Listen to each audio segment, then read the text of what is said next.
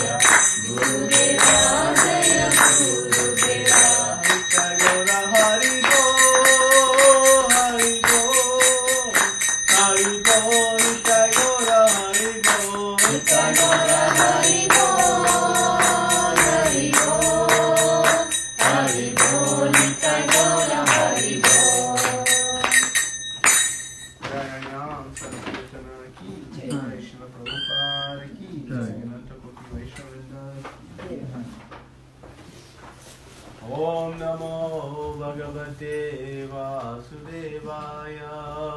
Om Namo Bhagavate Vasudevaya. Om Namo Bhagavate Vasudevaya. Om Namo Bhagavate Vasudevaya. Om Namo Bhagavate Vasudevaya. Om Namo Bhagavate Vasudevaya. Om Ajnanatim Mirandasya Jnananjana Shalakaya Chakshurunmilitam Yena Tasmai Shri Gurave Namaha. Shri Chaitanya Manobhishtam Sthapitam Yena Bhutale Swayam Rupa Kadamayam Dadati Swapadantikam. Vandeham Shri Guru Shri Yuta Padakamalam Shri Gurun Vaishnavam Shri Rupam Sagrahatam Sahana Raghunatam Vitam Tam Sajivam Sadvaitam Savadutam Parijanasahitam Kṛṣṇa Chaitanya Devam Shri Radha Kṛṣṇa Padāsa Sahana Lalita Shri Viṣakhānvitamsya. He Kṛṣṇa Karuna Sindhu Dīnabandhu Jagatpate Gopesha Gopika Kanta Radha Kanta Namostute. Tapta Kanchana Gaurangi Radhe Vrindavaneshwari Vrishabhanu Sude Devi Pranamami Hari Priye. Vacha Kalpa Tarubhyasya Kripa Sindhu Bharevacha Patitanam Pavanebhyo Vaishnavebhyo Namo Namaha. Namo Viṣṇu Padaya Kṛṣṇa Prasthaya Bhutale Śrīmate Bhaktivedanta Swami Namine. Namaste Saraswati Devi Gauravani Pracharine Nirvishesha Shunyavadi Paśyatya Ishtarine. Jai Shri Kṛṣṇa Chaitanya Prabhu Nityananda Shri Advaita Gadadhara Shri Vasari Gaura Bhakta. Hare Kṛṣṇa Hare Kṛṣṇa Kṛṣṇa Kṛṣṇa Hare Hare Hare Rama Hare Rama Rama Rama Hare Hare.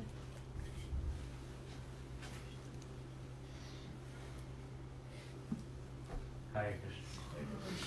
Welcome to this Valentine's Day edition of I wore red. It's not red. It's not red. I know red. According to the colorblind like me, it's red. As close as we get. Remember the red shirt? Yes. Oh yeah. I remember the red shirt. The one you didn't buy. Yeah. Because you've detached. I didn't buy it. So, Valentine's Day is a day about love, but real love only exists between us and Kṛṣṇa. That is the reality of the eternal existence. Real love is experienced when the spirit soul engages in devotional service with Kṛṣṇa. That is when real unmotivated love is experienced. All love in the material world has some tinges of impurities. Always. There is some selfish motive. There is some agenda. Even at some most purest of purest, the closest thing we have to pure love in this material world is between mother and child. And even there is some potential. So, today, and really every day, the world is in search of love. We're all trying to find whom to love, what to love, where to love. It is actually the natural characteristic of all of us. We have a desire to love and to be loved. And Srila Prabhupada writes very beautifully in the introduction to the Nectar of Devotion, the Bhakti Rasamrita Sindhu. He says, when one finds where to repose that loving propensity, then one finds perfection of life, that sense of accomplishment and feeling. And so, but he goes on to say that loving Kṛṣṇa doesn't mean you stop loving everyone else around you and everything else. It means that Kṛṣṇa becomes the center of our attention. And when Kṛṣṇa becomes the center of our attention, all the other aspects of love that we have been trying to repose also become nourished and fulfilled. Just like watering the roots of the tree, he says. When you water the roots of the tree, each and every branch is nourished. Similarly, when we learn to love Kṛṣṇa, our relationships with everyone around us become actually fulfilled and nourished. And that is experienced through the process of devotional service.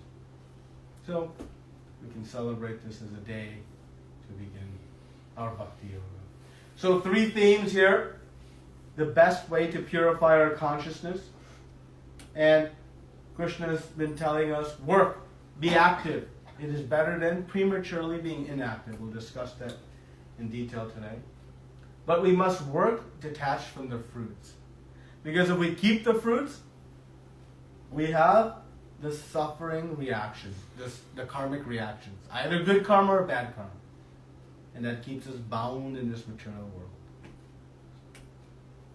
3, when we work in a detached mood, one purifies and one acquires knowledge. The next chapter in this Bhagavad Gita is actually called transcendental knowledge. So once Kṛṣṇa has been speaking about how to acquire knowledge through this detached work, he'll discuss that knowledge in the next chapter. And this detachment is the key. But detachment by attachment is much better. And what the heck does that mean? It means to give something up when I can get something better is much easier than to just give something up. I'm not going to give up my chocolates unless I get something first better. So if I'm attaching to something else, then I can very naturally detach from what I have. Ultimately, we have to detach. But how to best do it, Kṛṣṇa is recommending here. So, in the 3rd verse, Kṛṣṇa explained that there are 2 classes of men who try to realize the self. Right? And there is, you can guess, what are the 2 paths? And what is the end result of each path? Same. Same. And what is the same result? Self-realization.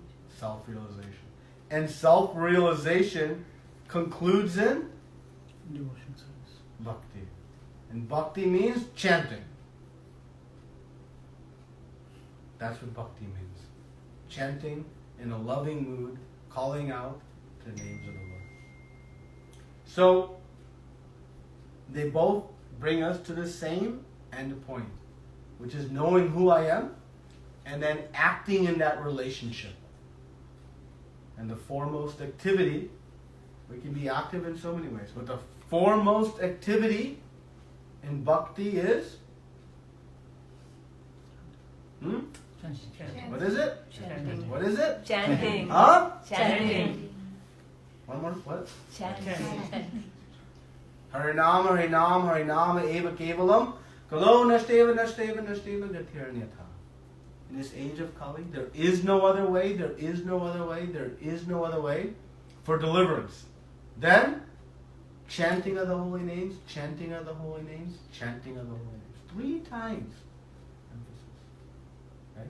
So the activity means devotional service, and the foremost practice of devotional service is chanting of the holy names. So our knowledge we are acquiring here shall bring us to the conclusion that I should chant the holy names of the Lord. Right? So active versus inactive. And we said there are some advantages of the active path. Anybody remember some of the advantages of the active path? It's easier. It's easier. Why is it easier? Because you're attaching to something which is... Sorry, you Go ahead. Go ahead. Go ahead. I mean, this process includes your purification as well as what do you call it? It includes the purification and it is the end result. Yeah. It's easier. It's more fun. It's more fun. It's more enjoyable. Enjoyable. Right? One is more practical. More practical. Mercy of Lord and Guru. Always. Mercy of Lord and Guru. On the active path, Kṛṣṇa extends his hand and helps us along. On the inactive path, we are not reaching out. So Kṛṣṇa will wait. It's not that he does not want to help. But in the inactive path, we are simply trying to detach from all of the different material anchorings and trying to purify. But we have not yet come to the point of asking and engaging with Krishna. Right? So bhakti is the all-in-one process. It is the purifying process and it is the end goal. It is the sweet process of devotional service. Because no matter how impure we may be, by the practice of bhakti, one can purify. And the practice of bhakti, as we said, is very joyful. So we'll see what Kṛṣṇa recommends here in the coming chapter. So just keep calm and bhakti on.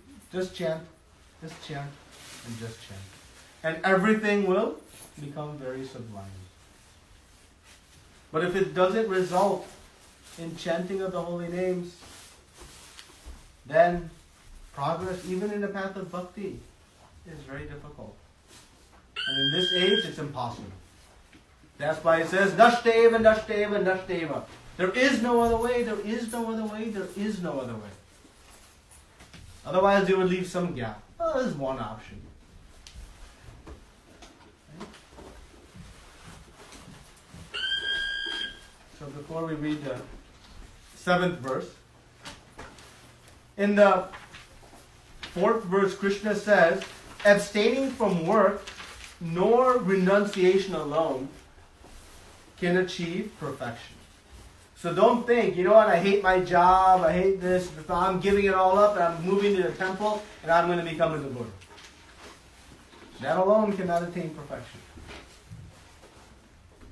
or just renouncing the whole material world. No. That will not achieve perfection. Right? So that was the fourth verse. In the fifth verse, Kṛṣṇa makes the important point. Everyone is forced to act helplessly by the qualities acquired from the modes of material nature. So what is the nature of the soul? One of its intrinsic natures of the soul? Being active. It's to be active. Anybody has experience of the soul being active? All the time, right? So the nature of the soul is to be active. So the path of Kṛṣṇa consciousness is the natural path for the living entity. So, and because the nature of the soul is to be active, activity, as we engage our senses all around us, what is the natural result of engaging all of our senses? Anywhere we engage them, what is the natural result? Chaos. Huh? Chaos. Chaos. Why chaos? That's Yes. just my opinion. Yeah, no. But there's a reason for why chaos. Because it distracts us. It distracts us. We get attached to those things. We attach to those things. Means we have desires. Whatever we see as I'm moving through the world, desires form. Whatever I hear, whatever I smell, taste, touch. Right? And what is the limit of those desires? Endless. That's why it's chaos. Why? There's so many desires swirling in the mind. Or is it just my mind? All of us? Everyone? So many desires swirling in the... Why? Because the nature of the soul is to be active. When it is active, desires will come. Clear? As soon as we are active, some desires will come. No other way around it. As soon as I move my senses around, desires are going to come. And where are the desires stored? My brain. In the mind. In the mind. Right?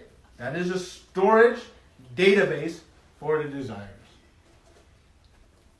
So this is a very important point for the sixth verse. So someone wants to read just a translation of the sixth verse.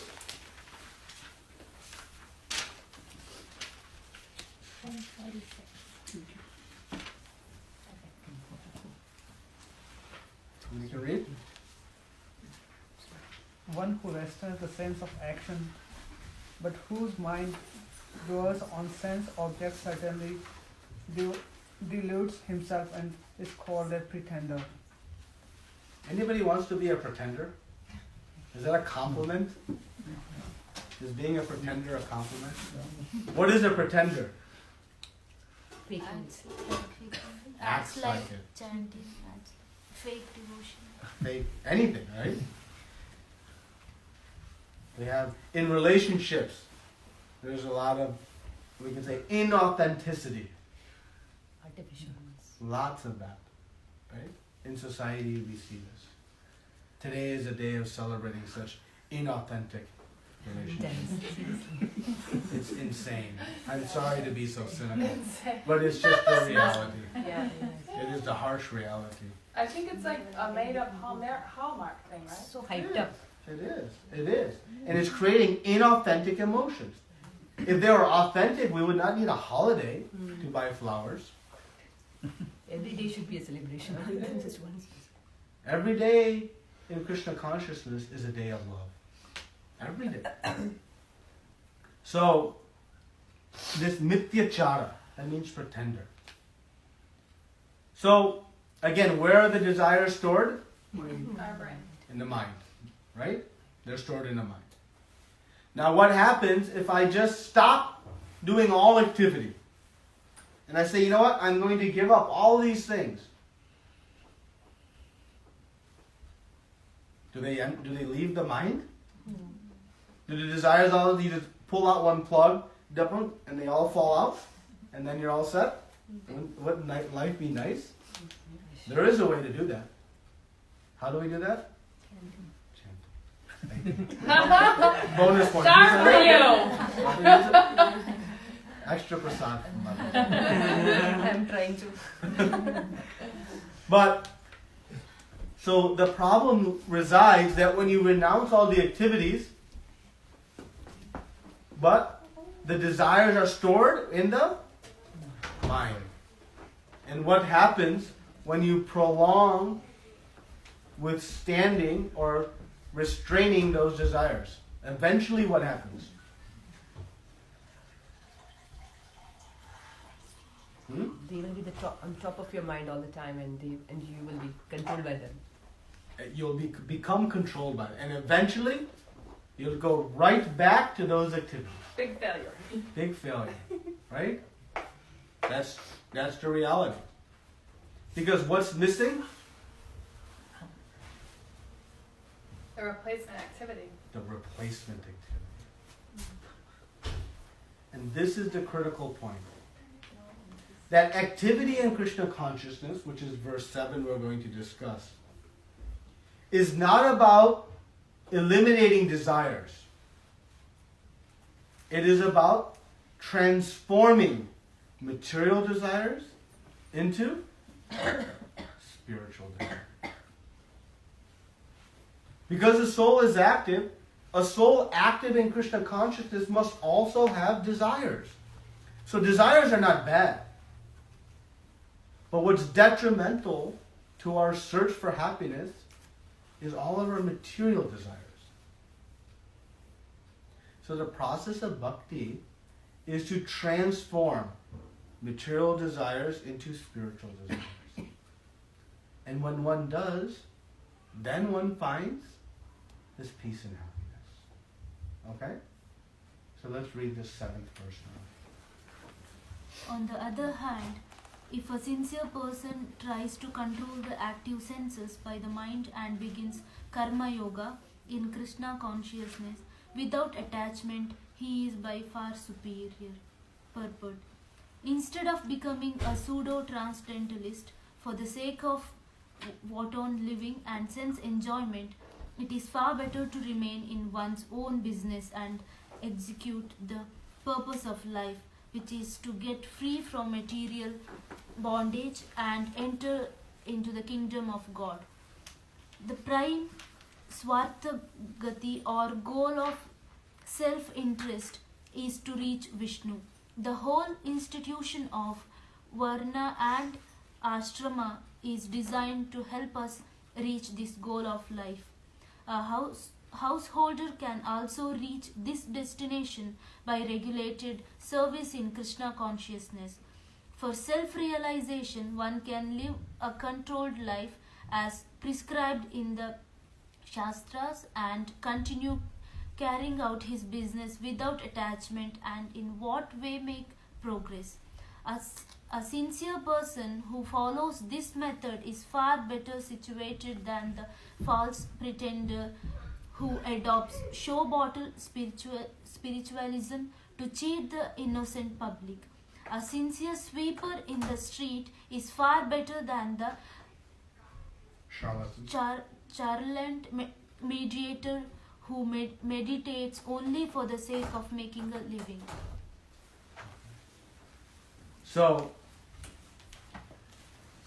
Kṛṣṇa is saying,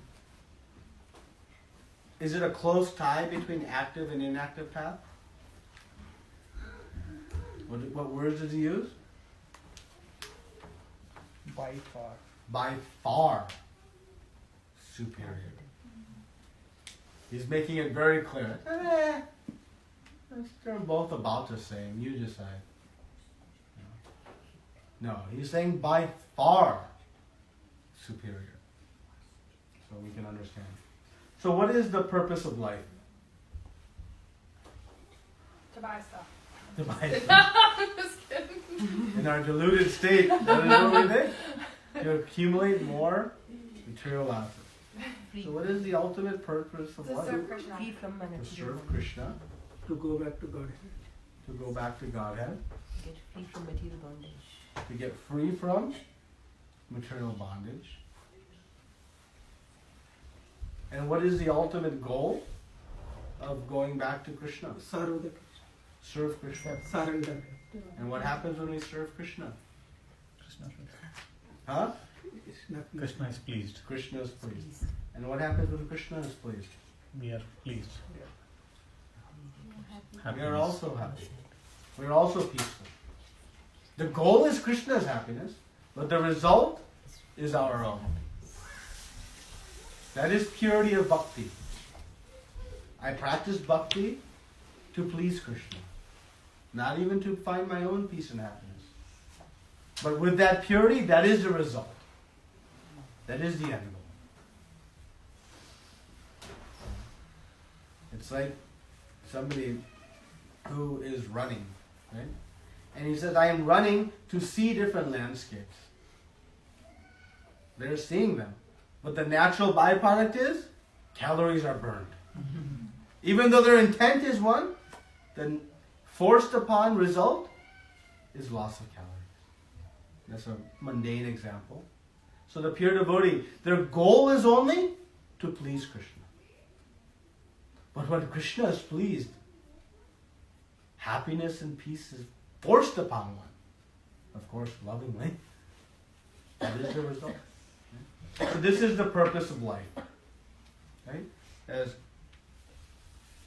Prabhupada writes, svārtha-gati, or the goal of self-interest, is to reach Viṣṇu. So when we say liberation, what is the purpose of liberation? Going back to the spiritual world, going back home to Godhead. What's the purpose? Yeah. Peace and happiness. Peace and happiness. And what are we going to do when we go back? Nothing. Serve Krishna. No. That is a good answer because it's the wrong one. Because we have this idea that I want liberation, I want freedom from all the birth, death, old age, and disease, and adhyatmya, and bhautika, and daivik. I just want out of this miserable place. That's so good. But we have to develop that sincerity in loving Krishna. Because if we go to the spiritual world and we say everybody's loving Krishna, what about me? What about me? Right? So the purpose of going back home is not to escape the material world. It's to have the opportunity to serve Krishna. And why we would want to serve Krishna? Because that is our natural position. And that is what gives us the highest happiness. That is the greatest activity we can do to find enjoyment in life. So, this goal we should have clear. It is not a geographic goal. I just want to go to the spiritual world. No. I want to go to the spiritual world so that I may serve Krishna. Understand the distinction? Because if we just have the desire to go back, and we haven't developed the mood of service, we'll be frustrated there also.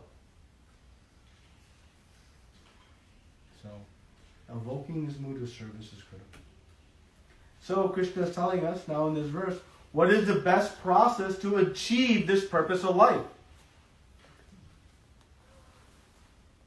What do we have to do? Bhakti. Chanting. Okay, you all are getting to the end line. You all want extra prasad too. You're being bribed today. When in doubt, just answer chanting. When in doubt, just go. You have an 80% chance of being right. What is the main purpose of bhakti? Chanting. Okay, this is not chanting. But what is the best what is Krishna, in this specific verse, Krishna is telling us to do something. Right? What is he saying to do?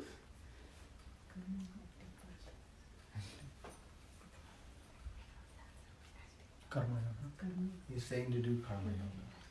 He's saying to control the active senses. Right? By stopping them? Is he saying to just withdraw all the senses and stop? He's saying to work. Right? So, now he's saying control the senses by engaging them. Now, how does he want us to engage the senses? Doing what? Devotional. And what does devotional service mean?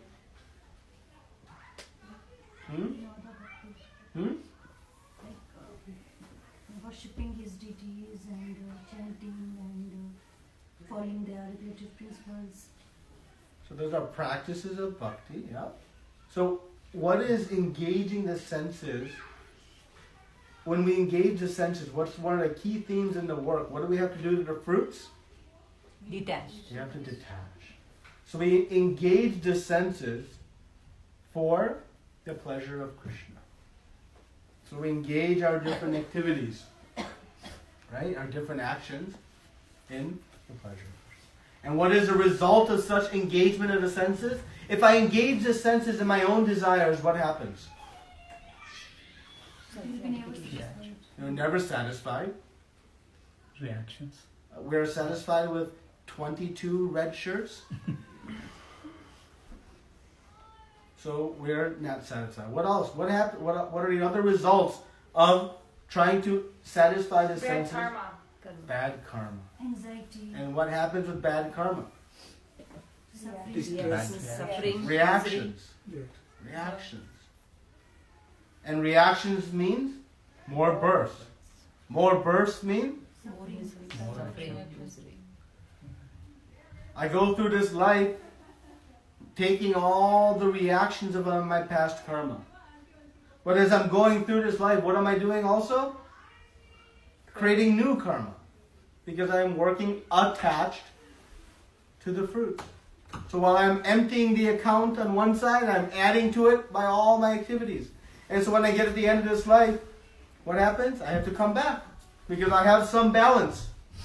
Not if you do a bunch of chanting. Not if you do a bunch of chanting.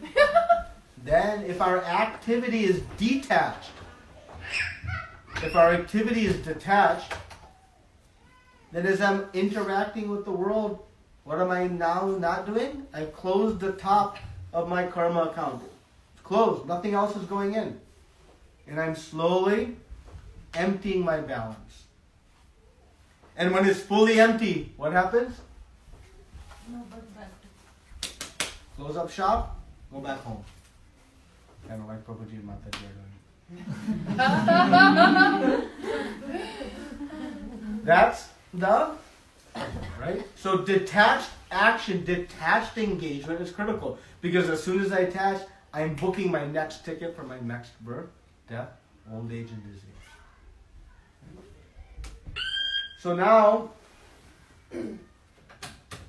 how can householders achieve this goal of self-realization? Is self-realization just for those who have renounced the world, are in the sannyas order of life, who are living in the temple exclusively, no family?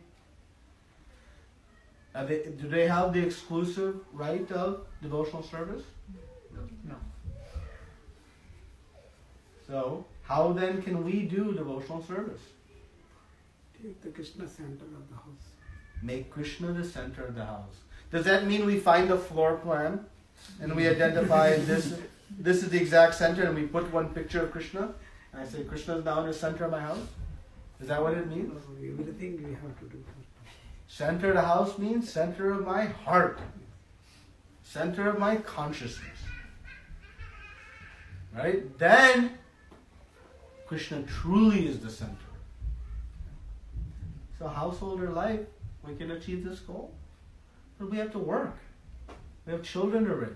We have to clean the house. We have to go to Kroger's. We have to do this. We have that. Go to soccer class. That. How we can do bhakti? Sometimes I think, if I didn't have all these responsibilities, it'd be easier. Then I could chant. Is that true? No. Chanting is not a matter of time. It is a matter of Desire. taste, desire.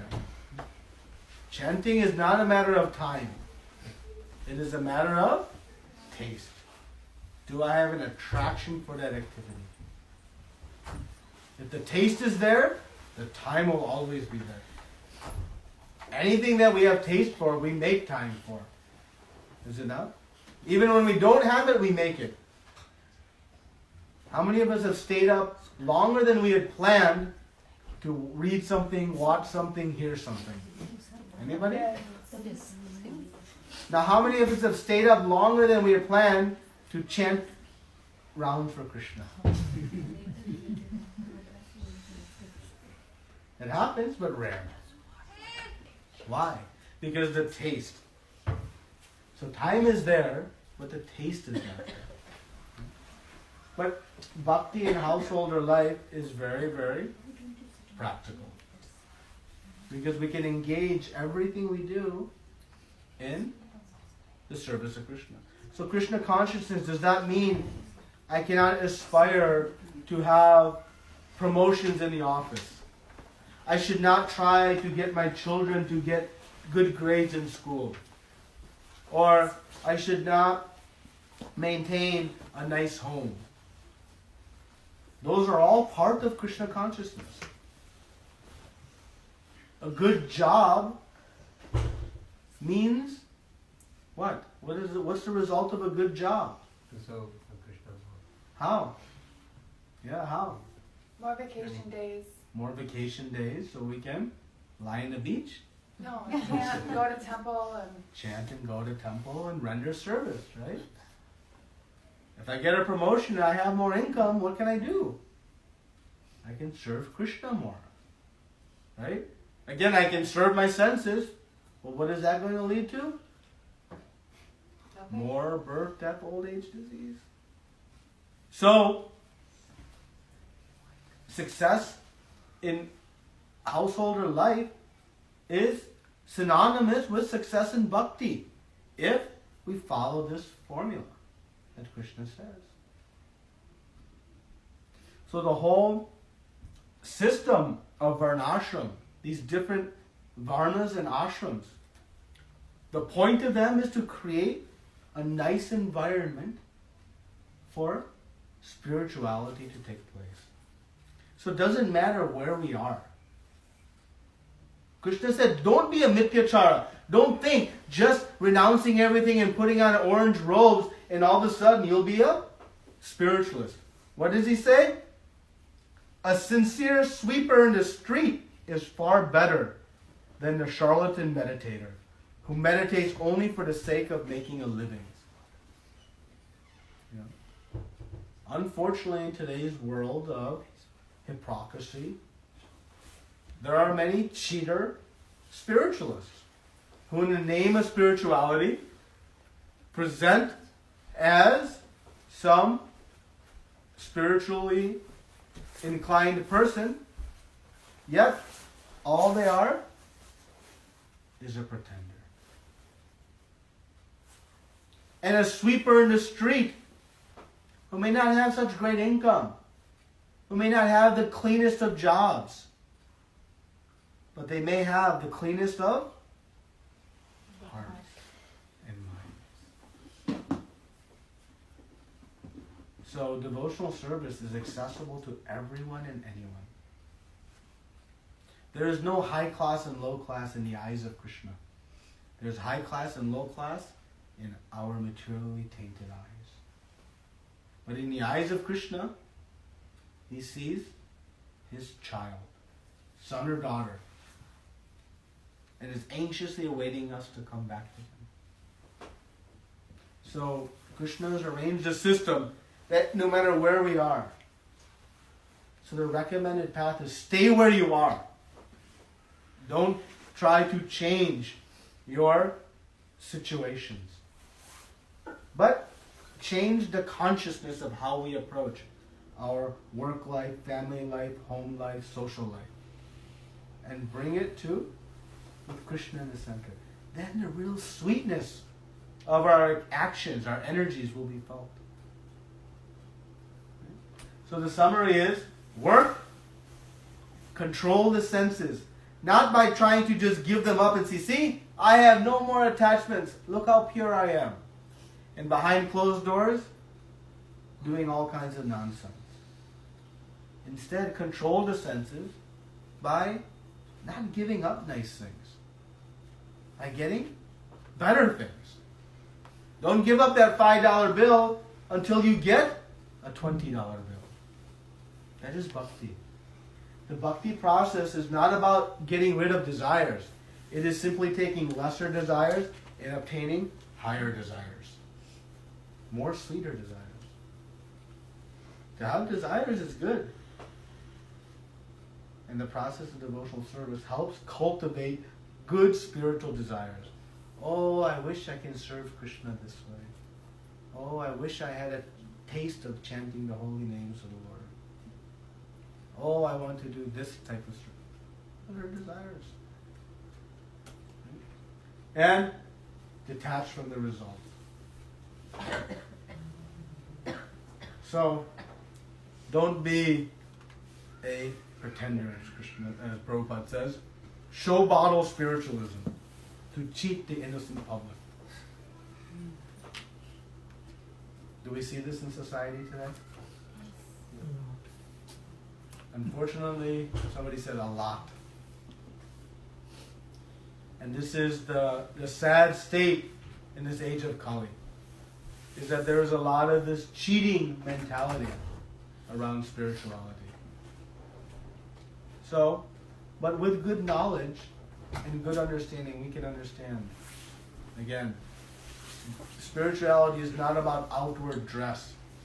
It is about inward consciousness. It has nothing to do with how many verses of Bhagavad Gita you have memorized, or I memorized, or how many pujas I know, or how many bhajans I can sing. No. It has to do with the purity of my heart and the purity of your heart. We can measure our progress in bhakti by what measure? Detachment. Detachment. How detached I am from Material. desires. That's it. Do I have more desires than I did 6 months ago? Or less? If I desired a red shirt 6 months ago and I don't today, I'm making progress. I'm making some progress. And Bhakti Siddhanta Saraswati Thakur told us the story of the boat party. I've told that story here? Yes. Right? I'll tell it again anyways. That the wedding party was going, the groom's party was going for the wedding ceremony to the bride's town, and they had to take a boat ride, overnight boat ride. So they went to the boat captain. They said, you'll take us to this town. We'll rest on this boat, and when we wake up in the morning, we'll be at our destination, and the wedding will continue. Great plan, great plan. They all aboard the boat, got their spots. Boatman started rowing and rowing very nicely. Boat was very smoothly flying. And they wake up in the morning, look around, we're almost, we haven't moved? And they start yelling at the boatman, "What, did you fall asleep? What happened?" He said, "No, I've been rowing all night. I haven't stopped. Look how I'm fully perspiring. I haven't stopped." "Well, you're rowing. What happened?" And they found they didn't untie the boat from the tree. So the boatman was rowing, but it didn't go anywhere because it tied to the tree. And Bhakti Siddhanta Saraswati Thakur says that it is like when we practice spirituality, but we remain attached to all of our material desires. We're chanting in one hand and phone in the other. That is the modern day groom's party going to the bride. Don't do it. But let the sweetness of bhakti bring us to the process. And let's not try to prematurely renounce. Let it happen naturally. Kṛṣṇa doesn't say you have to get rid of all your material desires to serve me. He says just start chanting. 23 hours and 50 minutes you can have. You just give 10 minutes. Does anybody not have 10 minutes? Actually, we have so much time. So, that is this active path. Just briefly, this coming Sunday is a very auspicious day. and it is the appearance of Lord Nityananda. So Sunday or Saturday evening we'll have a discussion on Lord Nityananda and his pastimes and who he is and why he is so important in our sampradaya. He is the Param Guru. And from Lord Nityananda's mercy, if we don't have mercy of Lord Nityananda, we have no hope for mercy of Chaitanya Mahaprabhu. And we know how grand is Chaitanya Mahaprabhu's mercy. Anyone and everyone can achieve the highest of perfection with the mercy of Chaitanya Mahaprabhu. But to get the mercy of Chaitanya Mahaprabhu, we must approach Lord Nityananda. So this Sunday is his appearance day.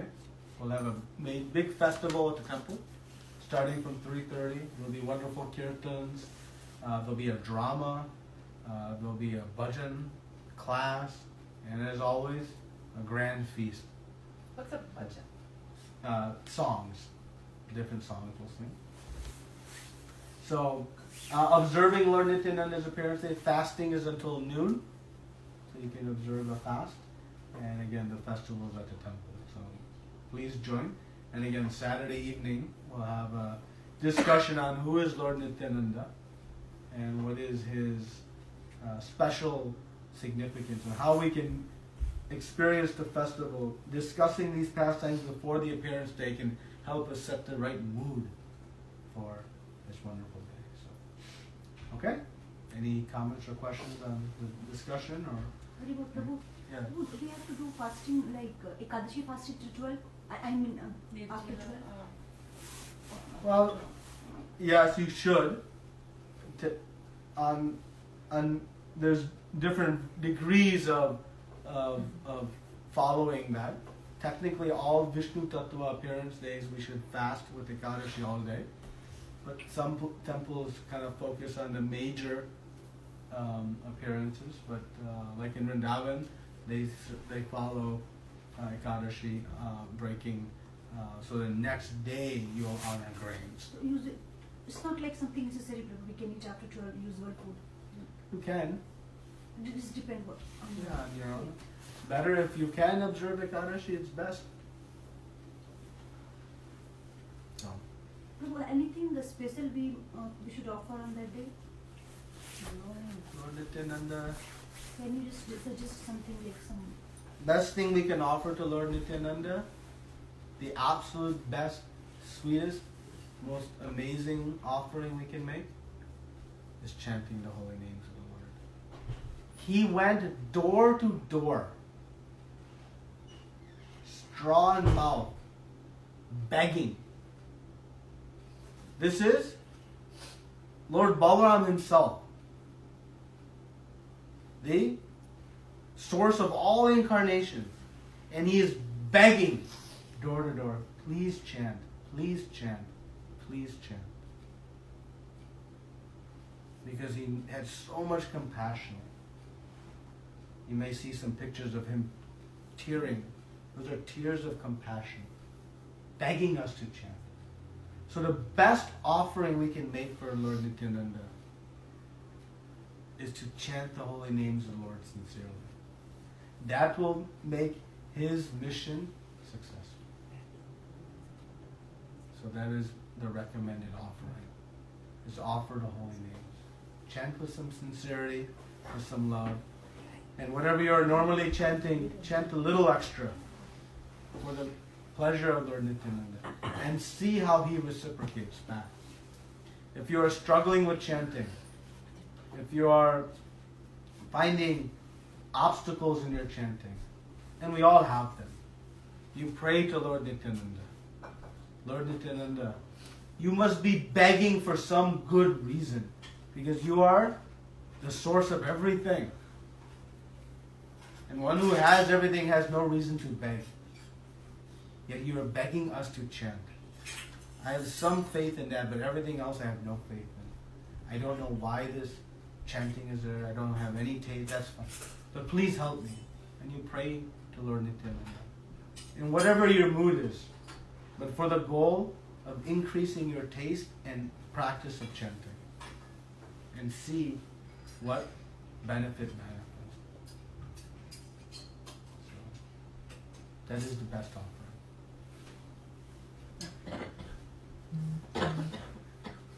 Anything else?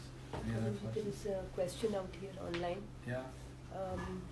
I think during your lecture you said it's not about the time for the chanting, it's about the taste. So he's asking how to get uninterrupted taste in chanting. Nice question. So how to develop the taste in chanting? And how to get uninterrupted taste in chanting? Well, the more we chant, the more Krishna reciprocates with us, and the more the taste of the holy names are revealed to us. So it takes some faith to have knowledge that it will happen. But the more we chant, the more the taste will be revealed. And when the taste is revealed, as the taste is revealed, that chanting comes from, right now, I'm chanting because I know this person is going to ask me if I'm chanting. I don't want to say, no, I'm just going to do it. That type of chanting, to we spontaneously want to chant because it's so sweet and so pleasurable that actually after ruchi one has the real taste of chanting, one becomes addicted to the chanting because each time one utters the word Krishna, there's such an overwhelming experience of bliss that the next word they want to utter is Krishna again. And Krishna again. Because it's so sweet. And that stage is actually, there's a stage where it's called a Shakti. One becomes addicted to the chanting. We are addicted to avoiding chanting. But it'll come. And Rupa Goswami explains why this happens. He explains in Nectar of Instruction that we currently are in like the jaundiced condition of life. When one has jaundice, something that is sweet and they eat, how does it taste? Bitter. And something that is bitter is eaten, how does that taste? Sweet.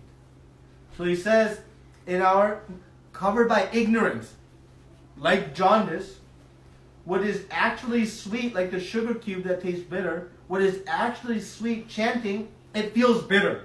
I don't like it. And what is actually bitter, all the material allurements, feels sweet. But when you have jaundice, and that sugar cube tastes bitter, what is the cure for that jaundice? Eat more sugar. And eventually, that bitter taste will dissipate and the real taste will come. What is the real taste of that sugar cube? Sweetness. But it tastes bitter because of our sick condition.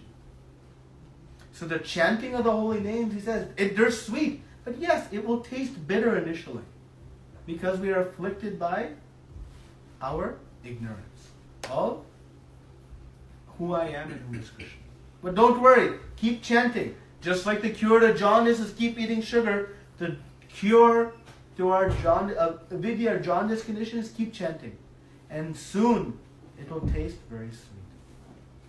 So the taste will come, but until then, based on the knowledge of what we have, just do it. And you'll see. And Krishna will reciprocate. But we have to be determined. Like anything in life, we have to be committed. If I go to school thinking, I'll go to class when I want to go, when it's convenient for me, would we have graduated college? We wouldn't even graduate one class. So if I approach my chanting, when I have time I chant. That's like saying, when I have time I go to class. If you tell your boss, I'll come back tomorrow if I have time. How long that will keep you in the office? Anything that we have gotten success in life, we have shown determination, discipline, commitment. So to have success in chanting, make it a priority. Make it a commitment. I'm going to do it. Even if the taste is not yet there, it's bitter now, but it will be sweet. It will grow on you. Because it is actually sweet. And remember, whatever we deposit into our spiritual bank account is eternally ours. So even if the taste is bitter, the result is sweet. The result is perfect. And trust me, if there was not a great reciprocation in chanting, nobody would chant. Nobody. How you could chant the same 3 words, Hare, Krishna, and Rama, over and over and over again, unless there was some dramatic, extraordinary experience had. You couldn't do it. It wouldn't happen. So, we see others around us experiencing it. Just do it. And soon we will too. You will too. Okay? I had a question. I know in the Krishna consciousness the first question is that to identify that we are the soul, we are not this body. So, but with our day-to-day life, it's very hard to identify, especially when the situations come. Now I'm just trying to analyze, rather self-analyze, was the taste for chanting. Now the taste for chanting, though we make the time, but the taste for chanting, is it one reason that might not be coming? At least for me, is because the fact that I identify myself with the body, and then the situations come. So when we identify ourselves with the souls, we get detached, because then, the family attachments. There's so many other issues, right? So, is there any connection with the getting the taste and the analyze and understanding that we are? So the pure taste of chanting comes. We have the 9 processes from faith to pure love of God, from shraddha to prema. So ruchi comes. 2 stages prior to that is anartha nivritti, which means when the heart is purified, then the taste will come. Just like this. Let's say I bring you in front of the Mona Lisa, this beautiful world-famous painting. But you are wearing glasses, and they have all kinds of dust and smudges and oil and different contaminations on the lenses. And you're looking at it like, what's so special about this? The painting is special, but your vision of it is not. As you start to clean your glasses, what happens? The beauty of this painting becomes manifest to us. Similarly, in our heart, there's so many contaminations. So when we chant initially, but what's happening by the chanting? We're cleansing the heart. Cheto darpana marjanam. So when the heart becomes purified, anartha nivritti, full, free of all of the unwanted things in the heart, then one becomes nishta, fixed. When only in the heart are spiritual desires, then I become fixed. I'm no more 90-10, 80-20, 70-30, 50-50. I'm 100-0. After one is fixed, then the taste, ruchi, comes. So now one thinks, boy, that's such a long way away. What happened? Yeah. Don't worry. Kṛṣṇa will give us glimpses of the taste. We'll get glimmers of it. To give us the faith and the enthusiasm to work through the purification of the heart. And don't think, well, I've been chanting for 2 years. Why? How much pure? It's been millions of years that we have baked down all the contamination. Millions of years. But it might take 2, 10, 12, 20 years. Don't worry. But it'll happen.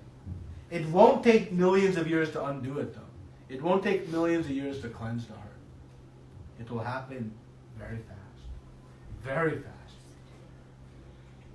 But fast in relation to how long we've been accumulating that, right? So the lack of taste is naturally born out of the impurities within the heart. So yeah, that identification with the body is one of the impurities of the heart. So it is linked, but seeing myself as spirit soul, after millions of years seeing myself as body, it's going to take a little time. It's a readjustment. It's a refocus, right? So don't worry. It will happen. Just every time you react to anything, oh, I was thinking about, okay, good. At least think about it. Post-mortem, we say. I approached that situation. Had I thought I was not this body, I would have done it differently. Okay? That's progress. Because the next time you do it, you have a higher probability of thinking that way. But the next time it may not happen. Analyze again. Okay, had I thought that way, I wouldn't have become angry when that person told me I was ugly. I would say, no, my spirit soul is very beautiful. It's part and parcel of Kṛṣṇa. Okay, I don't. Yeah. Slowly we'll be able to live that. Okay? Thank you. Questions, comments? Prabhuji, chanting means we are saying only Mahamantra, right? So there are so many other kirtanas, other shlokas. They all describe about other deities or especially Mahavishnu. And why only Mahamantra has got the highest position compared to other like Viṣiṣyate or any other mantras? Would you want to answer that question? Same question, repeated. Exactly, ditto question. Good. It's a good question to ask because it's a common question. And you guys are over here goofing around. So, why this Mahamantra? Right? It's a good question. So, I'll do the exact same process we did last week. So, if you want to go to India, you have many options to go to India. You can ride your bicycle. In theory, you can do that. You can take a rowboat and make sure you untie it, but you can row your boat across the ocean. You can go in a plane. You can go in a first-class plane. You can go in a first-class non-stop plane. I think those are all the ones I did, if I remember correctly. I don't know. So there are many different ways to go. So which way you'll choose? How you'll choose which way you'll go? What's the Which is easiest? comfortable, which goes fast. Which is comfortable, which goes fast, which is easiest, right? So we say, which is the best available to me, right? So there are many, many mantras. We can say bona fide mantras. There are many unbona fide mantras as well, but there are many, many, many, many, many, many, many bona fide, very nice mantras. They are all chantable. You can chant all of them and benefits will accrue, no doubt. But if I'm going to choose one mantra to choose, or if I have a limited amount of time that I can dedicate to my chanting, I'm going to pick what will give me the biggest return on my investment. Right?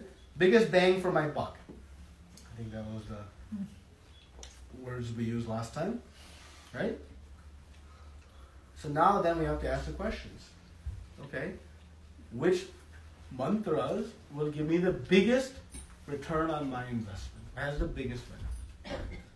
And in Shastra is explained that the Maha Mantra, why it's called the Maha Mantra? Maha. All of the mantras are called mantras. But this is called Maha Mantra. Why? Because the Maha Mantra contains the potency of all other mantras. So when we chant Hare Kṛṣṇa, Kṛṣṇa Kṛṣṇa, Hare Hare, Hare Rama, Rama Rama, Hare Hare, we are getting the potency of all other mantras. And there is actually a mathematical equivalency. Chanting the names of Lord Ram is the equivalent of chanting so many names of Lord Viṣṇu. Chanting the name of Kṛṣṇa has the equivalency of chanting so many names of Lord Ram. And like this, there is actually a formula. So, we can chant many mantras. But the most potent mantra that has the greatest effect is this Mahamantra. And how do we know? Right now we may want to know, how do we know? Well, Kṛṣṇa, remember, came himself as Chaitanya Mahaprabhu. And he had one purpose. And that was to give everyone the greatest of all gifts. Love of God. So he was giving the greatest of all gifts. And he said, how to get it? Chanting. But did he stop at chanting, or did he say, he said chanting? Hare Krishna, Krishna Krishna, Hare Hare. Hare Ram, Ram Ram, Hare Hare. So Kṛṣṇa himself came and gave this mantra to everyone. And then he said something extraordinary. He said this mantra is so powerful that it will be chanted in every town and village of the world. So, the reason it is the most potent and the evidence we have is Kṛṣṇa himself came. He could have given any mantra. He has himself so many mantras, right? About Kṛṣṇa, so many mantras he has. But he said, chant this. And he actually went as far as saying, just chant this. So we should also be careful though, when we are chanting the Mahamantra, we don't think, oh, I don't think those other mantras. No. That is also very offensive.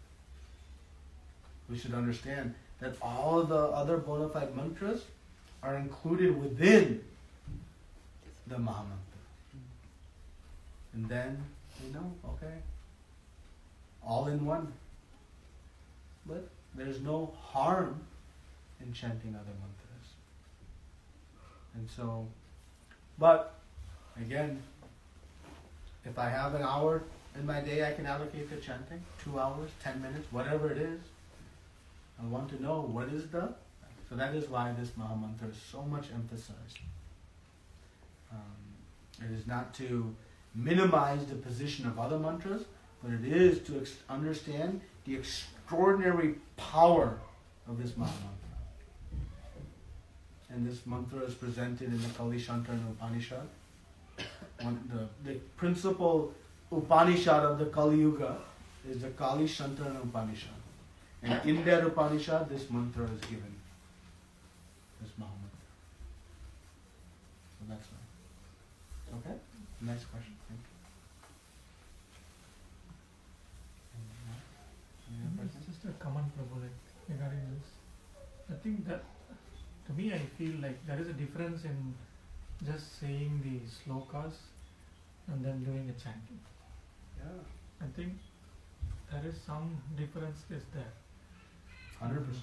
You know, 100%. Because this is the form of mantra meditation. right. Shloka recitation is not mantra meditation. Shloka is something else. It's repeating the words of Kṛṣṇa. If you're repeating Bhagavad Gita, it's good. But it's different than mantra meditation. Remember, Harinam, Harinam, Harinam eva kevalam. That is this chanting process, this japa process specifically. So it's a very practical observation. And also sometimes I may feel like, how am I even doing this repeatedly? Like sometimes as you say, there's only 3 words. It's so boring, right? Like sometimes, so maybe something is there. You can try it with any other 3 words. You'll never be able to do it. Never. If there was not a reciprocation in this mantra, we would not be able to, we will chant now. Before the end of the 10 minutes, you would finish. You would stop. If there was not some reciprocation. If I chant dosa, dosa, dosa, dosa, dosa, am I going to be satisfied? Belly will be full? Okay, I don't need to eat? I'm good? Because in the word dosa and the item dosa, there are two different things. Right? But when we call Kṛṣṇa, there is no difference between his name and Kṛṣṇa himself. There's no difference. Materially, word and the item has a difference. Dosa and actual dosa. But in chanting Kṛṣṇa, there's no difference. And that is why one can chant these holy names. But remember, to be able to chant even the holy names of the Lord, it means we have the mercy of Chaitanya Mahaprabhu and Lord Nityananda. Somehow we have come in contact with their message. By some extraordinary fortune, that we have come into knowledge of this process. And now it is up to us whether we are going to use this fortune or not, or set it aside and try to uncover something else. Okay? Any other questions?